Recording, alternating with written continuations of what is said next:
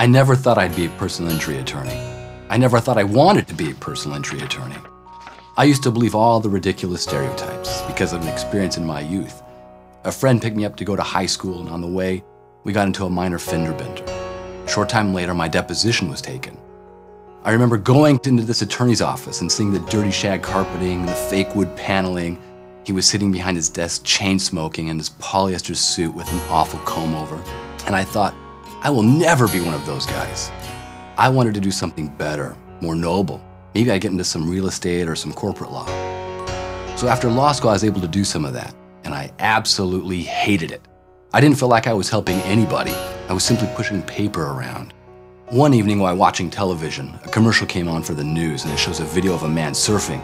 And the voiceover declares, "Workers' compensation fraud. This man has been collecting benefits, and here you can see him surfing." And it just enraged me that this guy was taking advantage of the system. So I began doing some defense work, and I was going to stop all these fraudulent and abusive claims.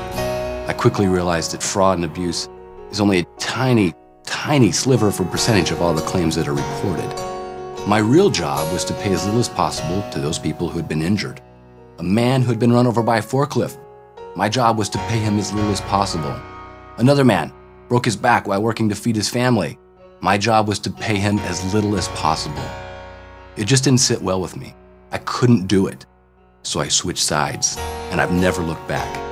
I never thought I'd be a personal injury attorney, but there's nothing I'd rather do. I take people with problems and solve them. I just love it.